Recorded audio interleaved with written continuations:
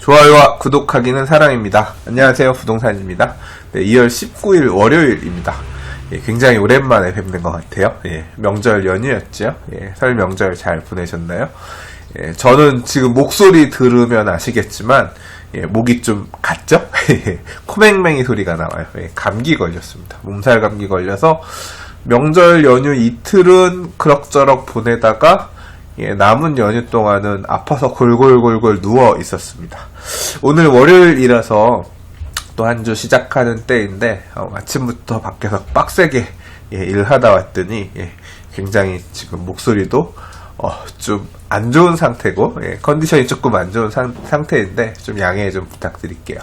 아마도 내일도 늦은 시간에 인사를 드리게 될 것 같습니다. 외부 업무들이 많이 있어서요. 지난 연휴 기간 동안 뉴스를 다 읽지는 못하겠고요. 어제 오늘 뉴스들 좀 간단히 살펴봤거든요.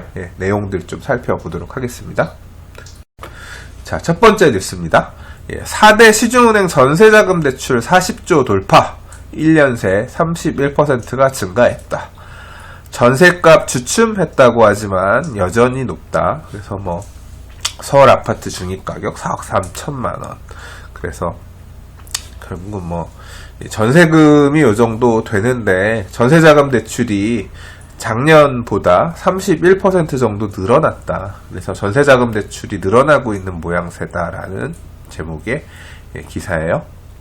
자, 기사에서 보시면 그래요. 지난해 같은 달에 비해서 지난해 같은 달에 비하면 시중에 4대 은행의 전세자금 대출 잔액이 한 30조 4천억 정도 됐는데 1년 만에 38조 9,925억 원, 약 한 39조 정도 되네요. 그러면서 31% 정도 1년 만에 늘어났다. 전세 자금 대출이 잔액이 빠르게 늘어나고 있다.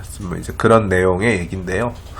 그 원인이 뭘까 얘기하니까 아무래도 좀 전세값이 여전히 비싸기 때문에 전세자금 대출의 가액도 늘어나고 그러면서 은행들이 이제 빌려주게 되는 전세자금 대출 금액의 잔액도 계속 나는 게 아니겠느냐. 이런 식으로 지금 기사에서는 설명하고 있는데요.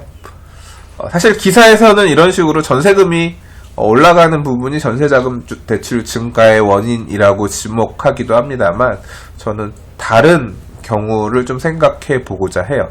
어떤 부분이냐 하면 이 전세자금 대출은 사실 기존에 지금 규제가 많이 들어와 있는 담보대출 시장에 비해서 규제가 없는 편이거든요. 물론 가액들은 좀 있지만 그래서 투자자들 사이에서 이런 얘기들이 좀 돌았죠.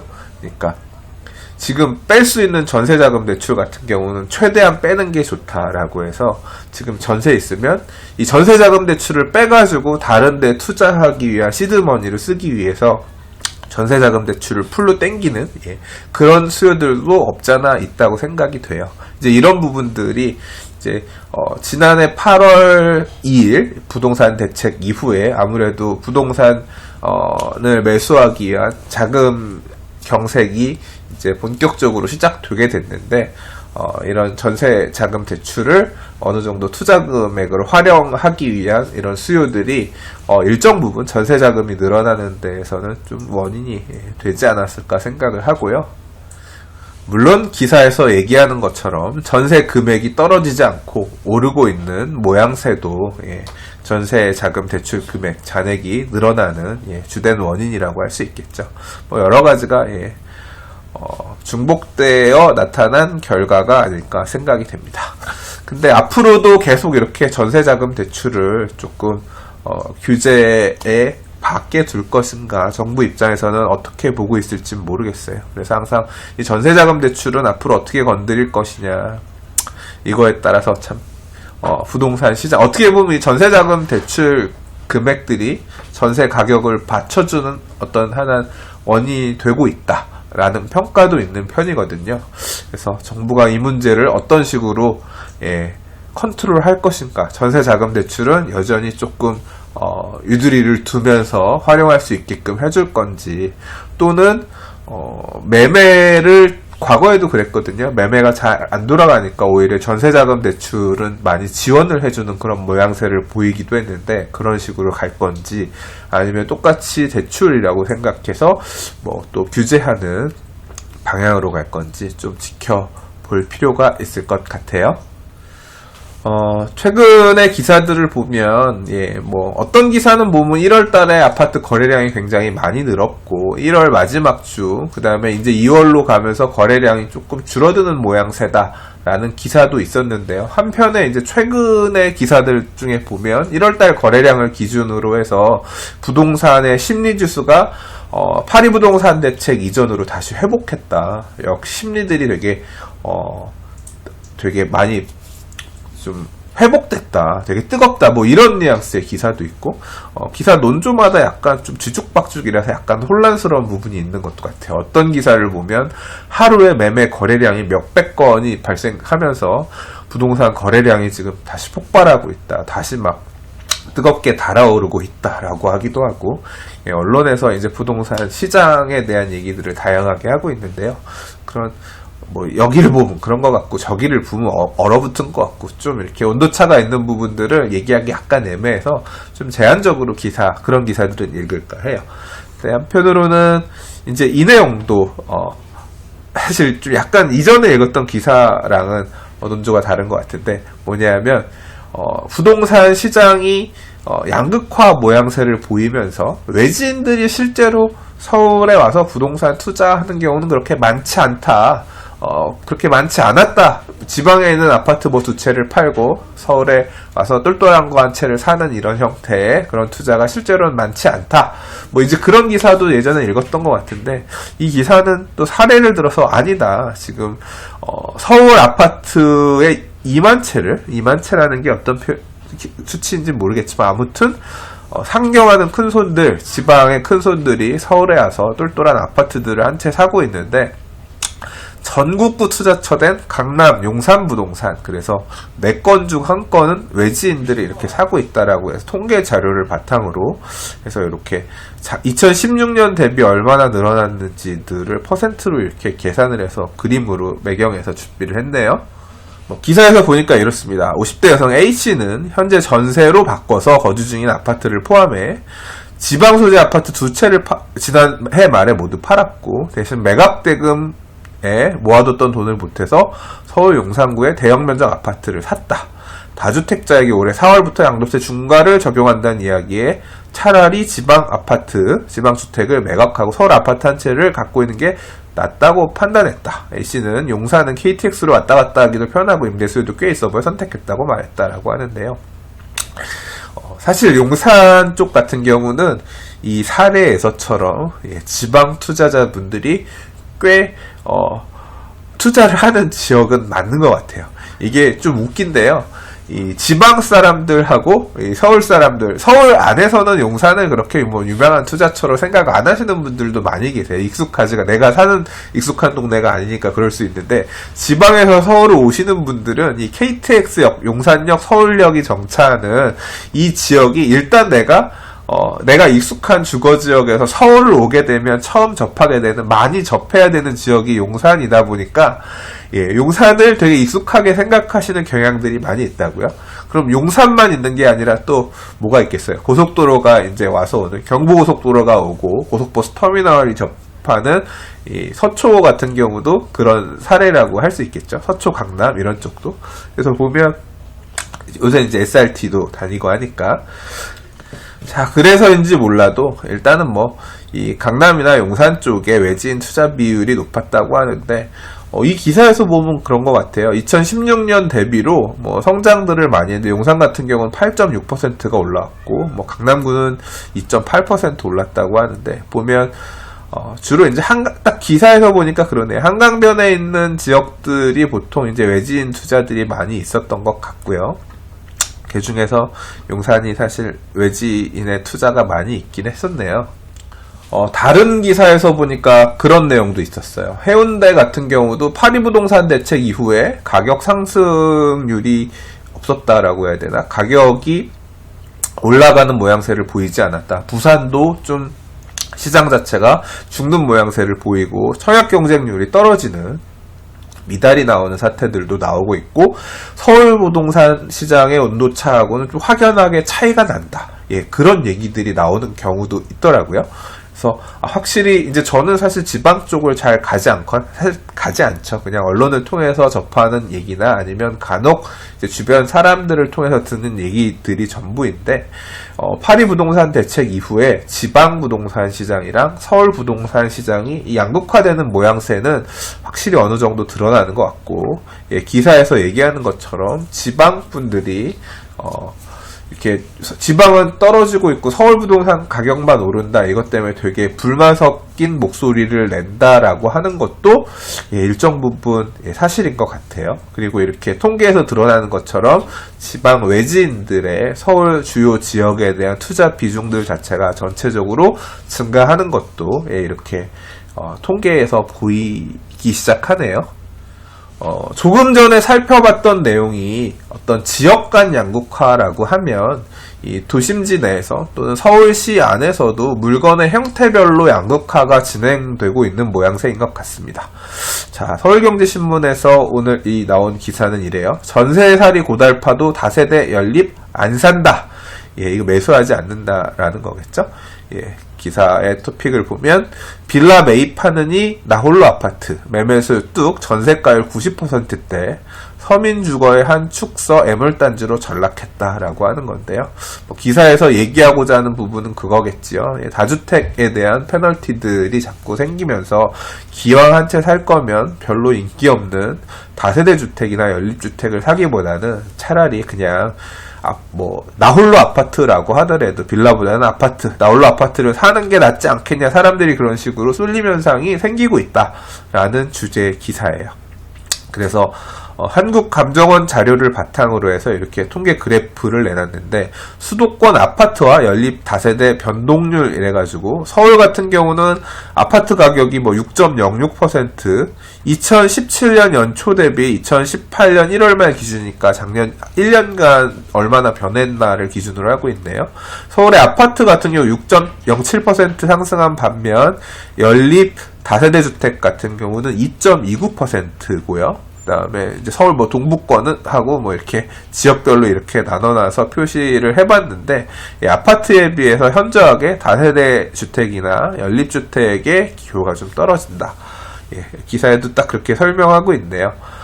서민주거의 한 축을 담당했던 다세대 연립이 아파트 인기에 밀려 내리막을 걷고 있고, 수요가 몰리는 곳에만 몰리는 주택시장 양극화의 또 다른 단면인 셈이다라고 얘기하고 있어요. 자, 그래서 이렇게 인기가 없다 보니까 연립 다세대 주택도 인허가 물량도 줄고 있대요. 그래서 2015년에는 서울에서만 한 57,500가구 정도 인허가를 받았는데, 2016년에는 45,700가구, 2017년에는 33,800가구 정도로 이제 서울 같은 경우도 다세주택을 이제 덜 짓기 시작했다는 건데요.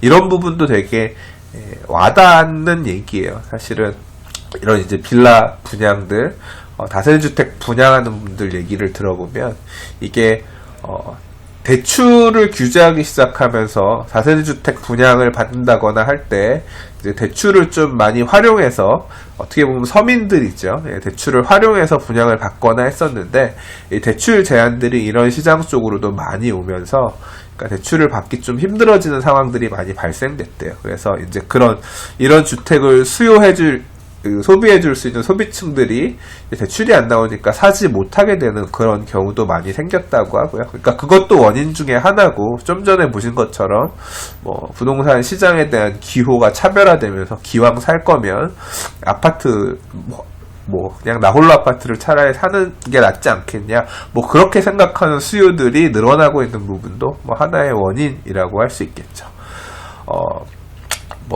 부동산 통계 스타터 가봐서 이 회사 이 내용 누구신지 잘 모르겠지만, 아무튼 정비구역 내 다세대 다가구의 경우에는 죄송합니다.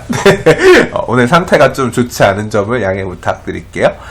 정비구역 내 다세대 다가구의 경우에는 최근 몇 년간 가격이 크게 올랐으나, 이게 무슨 얘기예요? 재개발 사업이나 단독 재건축 사업을 추진하고 있는 이런 구역 안에 있는 다세대 다가구 주택 같은 경우는 이제 헐고 새로 지으면 아파트 분양 대상자가 될 수 있으니까 이제 이런 것들은 지난 몇 년간 많이 올랐지만 결국 이제 새 아파트가 될 수 있는 애들이니까 일반적인 다세대 주택, 연립주택하고는 달리 가격이 가파르게 상승했지만 이런 재개발 가능성이 없는 그냥 일반 지역의 다세대 연립 가격 같은 경우는 주춤한 상황이다라고 해서 매수자들이 별로 찾지도 않고 매매 가격도 되게 정체 상태라고 하는 거죠.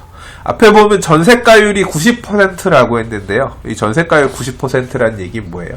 매매가랑 전세가랑 차이 한 10%만 있으면 살 수 있다는 얘기잖아요. 어떻게 보면 신규 갭 투자가 가능해지는 그런 물건이 되었을 수도 있다고 생각이 되네요. 자, 이 기사를 어떤 식으로 해석하면 좋을까? 자, 이 기사에 대한 해석 그리고 어떤 식으로 움직일 것일까는 방송을 보시는 여러분들에게 여러분들의 판단에 맡기도록 하겠습니다. 자, 다음 기사입니다. 정부가 보증서 상가 세입자 보호한다 라는 얘기인데요. 새 정부에서는 임대차 보호법 개정도 하고 이제 세입자들에 대한 보호 문제들, 주거복지 로드맵도 발표하긴 했습니다만 이제 상가 세입자에 대한 문제들, 특히나 지난 몇 년간 젠트리피케이션이 굉장히 어떤 익숙한 단어가 될 정도로 많이 얘기가 됐죠. 상권이 발달하면서 기존의 상권을 만들었던 세입자들이 어떻게 쫓겨난 그런 현상들도 많이 언론에 보도되기도 했고요. 상가 임대료 부분이라던가 아니면 상권 하에서 이제 세입자들이 몰려나는 이런 부분에 대해서 좀 세입자들 어떻게 하면 보호할 것인가에 대한 얘기들이 많이 있는 것 같은데요. 이 기사는 이제 정부가 보증을 서서 상가 세입자를 보호하겠다. 저는 처음에 이게 무슨 기사인가 싶어서 내용은 좀 읽어봤는데요. 결국은 그 얘기입니다. 이 HUG에서 그러니까 지금 어떤 사업이 하는 사업 중에 어떤 게 있냐면 주거 임차인들 같은 경우에 보증금 반환, 그러니까 전세 보증금 반환 보증 보험, 이런 것들 발행하죠. 그래서 전세금을 혹시라도 떼일까 염려스러울 때 이제 보험 상품을 이렇게 만약에 그렇게 된다고 하더라도 HUG에서 대신 보증금을 내주고 이렇게 하는 이런 보험들 같은 게 주거 시설에는 있잖아요. 이제 이런 부분을 상가 쪽에도 조금 도입을 하겠다는 거예요. 근데 약간 내용이 다른 게 뭐냐면, 자, 이런 거예요. 그간 영세 상인들은 재계약 때 임대인이 보증금을 올리면 보증금을 올려달라고 하는 거예요. 그러면 막상 목돈을 마련할 능력이 안 되니 보증금을 올리면 보증제도가 없어서 대출이 힘들고, 반대로 이제 보증금 자체에 대해서 대출, 전세자금 대출처럼 받을 수도 없고, 반대로 이제 가게를 빼려고 하면 임대인이 가게 안 나가서 나 이거 보증금 못 돌려줘요. 나가면 보증금 새로 들어온 세입자한테 받아서 줄게요. 이렇게 하더라도 돌려받지 못하는 이제 보증금을 반환받을 수 있는 그런 어떤 게 없다고 했는데요. 그래서 그런 약점들을 보완하기 위한 상가 임차인 보호 상품들을 만들겠다 그러는 것 같아요. 근데 모든 상가 세입자들한테 이런 상품을 다 제공할 수는 없고, 또 단서를 달았어요. 도시재생 지역 내 상가 전세금 반환 및 대출 보증, 도시재생 지역 내 상가 임차료 지급 보증, 이런 식으로 좀 제한적으로 이 지역을 정해놓고 이렇게 하겠다는 거예요. 그래서 정부에서 추진하고 있는 도시재생 뉴딜 사업, 아마 그 구역 안에 있는 경우에만 일단 제한적으로 처음에는 도입을 하려고 하나 봐요. 그래서 일단 되고, 이게 어느 정도 안정화되고 자리 잡으면 또는 이제 보증해줄 수 있는 자금 재원이나 이런 게 늘어나면 더 확대할 수도 있을지 모르겠지만, 일단은 도시재생 지역 상가들은 이런 혜택을 받을 수 있다고 하네요. 앞으로 받을 수 있을 것 같다고 하네요. 말 어렵다. 아무튼 큰 이런 변화들도 조금 있다. 얼마나 이제 많이 활용할 수 있을지 모르겠어요. 많이 활용할 수 있을지 모르겠는데 시작이 반이다. 그런 의미로 생각하죠. 자, 오늘 준비한 마지막 기사입니다. 개발 중인 경기도 내 도시개발지구 여의도의 13배다. 여의도는 굉장히 이런 비교의 척도로서 많이 활용되는 것 같아요. 여의도의 13배란 얘기는 무슨 뜻이에요? 되게 많다는 얘기죠. 도시개발지구, 도시개발 사업이라고 하는 거는 말 그대로 이제 도시를 개발하겠다는 겁니다. 얼만큼? 여의도의 13배만큼. 어디에? 경기도 안에 짓겠다는 건데요. 그래서 현재 경기도 내에서 개발 사업이 진행 중인 도시개발 사업 지구가 굉장히 38km?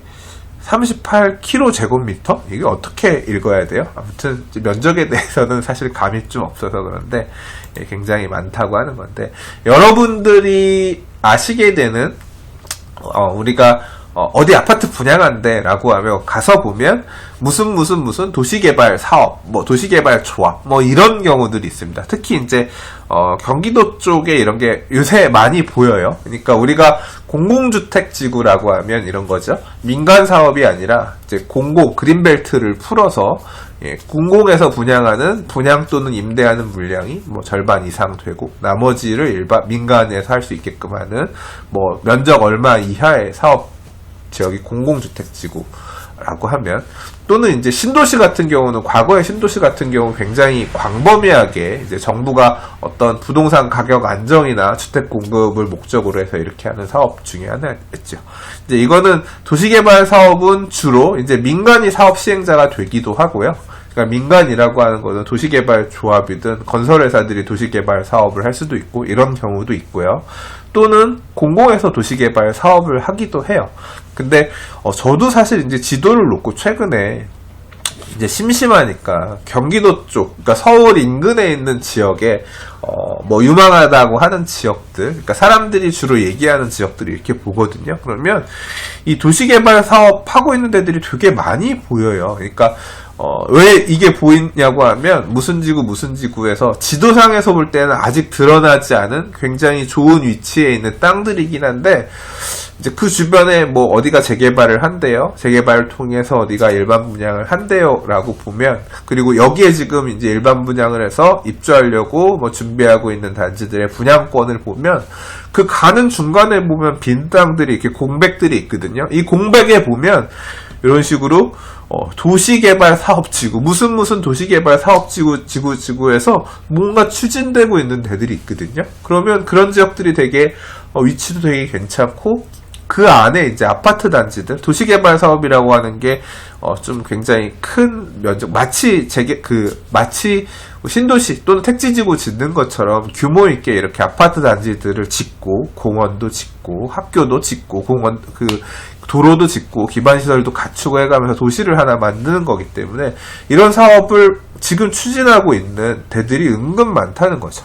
그래서 여기도 이렇게 짓고 저기도 저런 식으로 지으면 경기도권에 이런 식으로 신규 주택 공급할 때들이 생각보다 많구나. 사실 막연히 이제 저는 그 정도로 생각하고 있었어요. 생각해 오고 있었는데 여기 보니까 오늘 지금 기사에서 마침 보니까 뭐 되게 넓다라고 하는 거예요. 여의도 13배라고 하니까 굉장히 많은 곳들이 정말로 이 경기도권 내에서 도시개발 사업을 추진하고 있구나, 이렇게 생각이 돼요. 자, 뭐 기사에서는 보면 평택이나 용인 쪽에 도시개발 사업하는 데가 제일 많고, 고양시가 9곳, 고양시도 많네요. 그 다음에 안성, 수원, 여주, 화성시 등에 이렇게 도시개발 사업하는 데들, 민간이 시행하는 거, 제가 아까 민간이 하는 데들 많다 그랬죠. 80곳으로 약 58%, 그 다음에 공공기관이 시행하는 데가 42%, 58곳 정도고, 환지 방식, 보상금 대신 땅을 주는 환지 방식이 한 51%, 보상금을 주고서 땅을 수용해서 이제 도시개발 사업하는 데가 44%, 61곳이고 나머지는 혼용 방식이고 뭐 그런데, 사실 이제 여러 복잡한 내용을 얘기하고자 한 건 아니고요.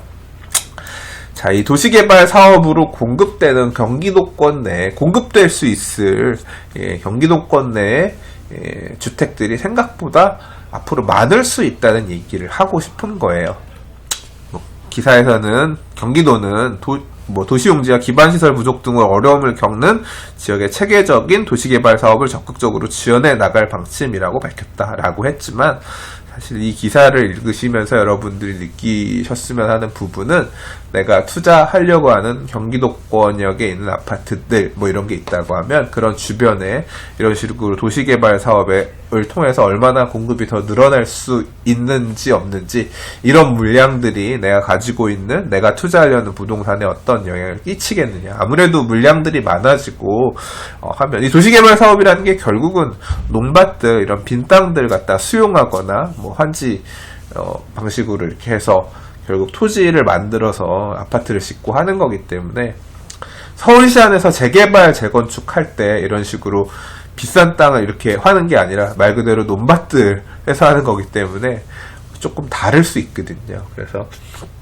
조금 그런 부분들까지 고려해서 너무 희망 회로를 돌리면 안 된다. 앞으로 공급 폭탄으로 돌아올 수도 있다. 그러니까 조금 주의를 해야 될 필요가 있다. 예, 이걸 보니까 확 느껴지네요. 예, 제가 너무 서울 중심으로만 얘기해서 좀 불편한 분들도 있으실지 모르겠지만 예, 또